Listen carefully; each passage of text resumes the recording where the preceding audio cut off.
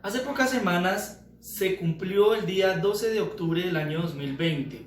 El día 12 de octubre es una fecha que tiene un significado distinto para las personas en América Latina y en el mundo. Por un lado, hay personas que asumen que este día es el Día de la Raza y piensan que es una celebración de la integración de las culturas hispana y las culturas originarias americanas. Pero por otro lado, hay personas que asumen que el día 12 de octubre comenzaron los 500 años más desgraciados de la historia. Los años en los cuales comenzó la colonización y la opresión de los pueblos, no solamente de América, sino también de otras partes del mundo, como África y Asia. En esta ocasión deseo hablar con ustedes acerca de, no exactamente el Día de la Raza, pero sí de la raza afro en Colombia. Y para hacer homenaje a la raza afro en Colombia, quiero compartirles el tema de el pasado, presente y futuro del Pacífico colombiano en un contexto de violencia generalizada y bajo la oportunidad de los acuerdos de paz. Este tema que voy a compartir con ustedes hoy se inspira en una cátedra realizada en la sede de Bogotá de la Universidad Nacional de Colombia en el segundo semestre del año 2014. Esas ideas, espero, mediante este video sean fielmente transmitidas y sirvan de profunda reflexión para la transformación positiva no solamente del Pacífico, sino también de toda Colombia. Sean ustedes bienvenidos. El Pacífico colombiano es un testigo especial de la historia de la colonialidad. En la colonialidad se tuvo que desarrollar la actividad de la esclavitud. En la actividad de la esclavitud fueron oprimidos pueblos del África y traídos al territorio americano. Y los afrodescendientes fueron personas que estuvieron sometidas a una economía del saqueo para la ventaja y el beneficio de los españoles. Por esa razón, el pasado del Pacífico colombiano trae una herencia de colonialidad, racismo, explotación y discriminación.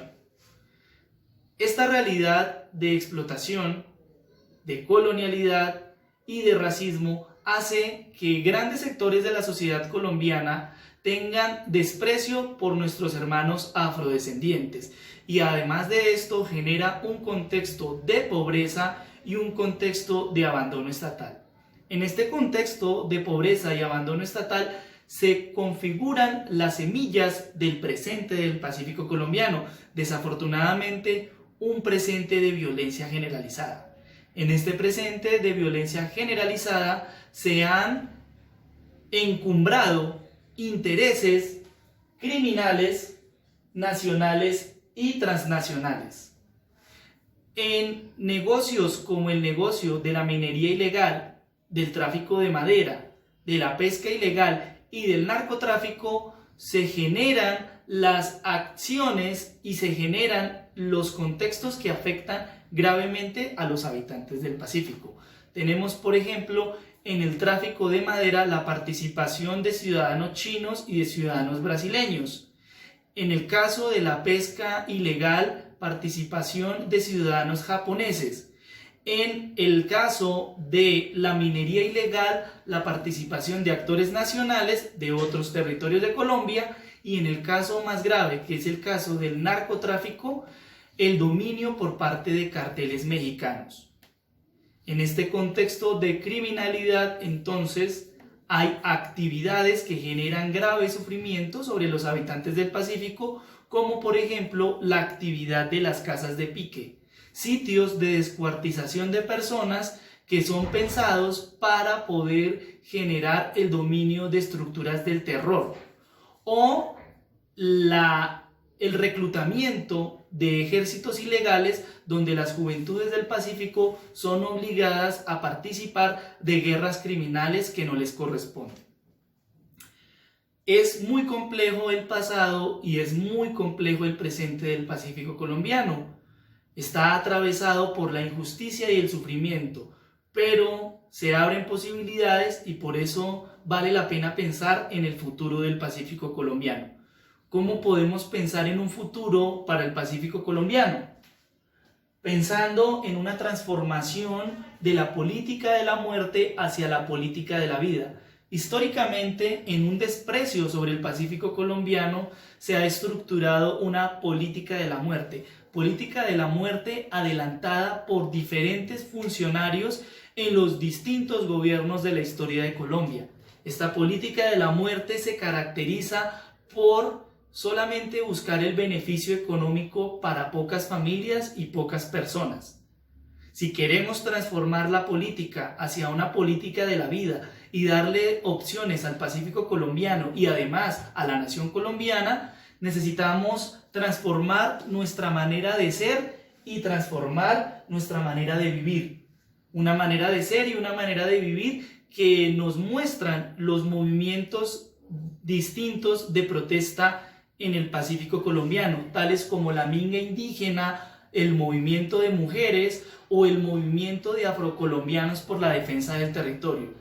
Estos actores políticos buscan que pensemos una alternativa de vida distinta al desarrollismo que ha sido bastante destructivo para los territorios naturales del Pacífico colombiano.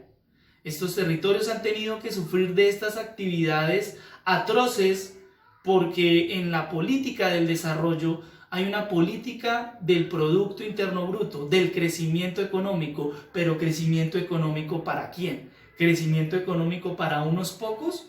¿Evolución para qué? ¿Evolución sencillamente para el consumismo? No, hay que pensar en una alternativa al desarrollo, en una conciencia que tenga un vínculo profundo con la naturaleza, tal como lo viven muchas comunidades negras e indígenas del Pacífico colombiano.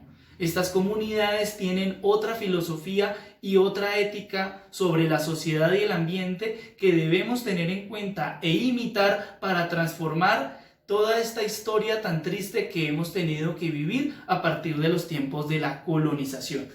Por esa razón, tiene el Pacífico colombiano un gran potencial, no solamente natural, sino también cultural, para transformarnos como nación e incluso para transformar las lógicas globales en el planeta. Dentro de los acuerdos de paz, entonces, se abren 3 oportunidades para que esto sea un éxito. Estamos hablando entonces de los acuerdos de paz en los temas de distribución de la tierra, participación política y verdad, justicia y reparación. Es necesario pensar en una distribución de la tierra más justa. Es necesario pensar en abrir la posibilidad para que otras voces políticas hablen, y es necesario pensar en la verdad para que aquellos que han hecho sufrir a los otros se responsabilicen de sus actos y tengamos una reconciliación nacional para que a partir de la paz las posibilidades del Pacífico colombiano y por ende de la nación colombiana puedan brotar. Les agradezco mucho por su atención.